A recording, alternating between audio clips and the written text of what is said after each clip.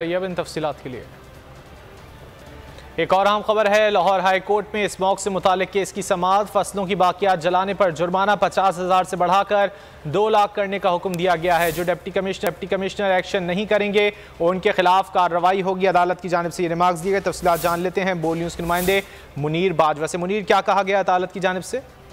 जी बिल्कुल, लाहौर हाईकोर्ट के mister justice Shahid करीम ने फसलों की बाकियात को जलाने वालों पर 50,000 रुपये से जुर्माना बढ़ाकर 2 लाख रुपये करने का हुक्म दिया है। और अदालत ने ये कहा कि डीजी डिजास्टर मैनेजमेंट अथॉरिटी जो है वो स्मोक के तदारक के लिए तमाम महकमों के साथ मिलकर काम करें। और अदालत ने ये रिमार्क्स भी दिए हैं कि स्मोक का मामला हमारे बच्चों का ही नहीं बल्कि हमारे जिंदा रहने के लिए भी ज़रूरी है।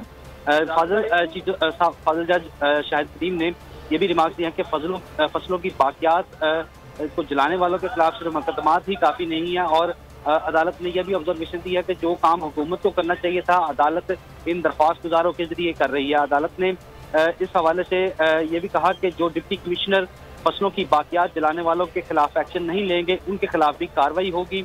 अदालत के रूबरू judicial water and environmental commission की जानिब से रिपोर्ट पेश की गई थी, जबकि जो डीसी कसूर, ओकाड़ा, गुजरांवाला और हाफजाबाद जो है वो भी अदालत में पेश हुए थे। उन्होंने अपनी रिपोर्ट जो है वो अदालत में पेश की थी। अदालत ने ये कहा कि जो गुज़श्ता दिनों में जो फसलों की बाकियात के वाक़यात जो हैं वो ओकाड़ा में सबसे ज़्यादा हुए हैं। इस पर डीसी ओकाड़ा ने अदालत को बताया कि गुज़श्ता दिनों में फसलों की बाकियात को जलाने वाले अफराद के खिलाफ 151 मुकदमा जो हैं वो दर्ज किए गए थे। और अदालत ने यह कहा कि उनके खिलाफ सिर्फ मुकदमात ही काफ़ी नहीं है बल्कि फसलों की बाकियात जलाने वाले इलाके सरकार के कब्जे में ले लिए जाए। और अदालत ने यह कहा कि आइंदा समाअत पर इस हवाले से मजीद रिपोर्ट जो है वो भी अदालत में पेश की जाए। बहुत शुक्रिया मुनीर बाजवा इन तफसीलात के लिए।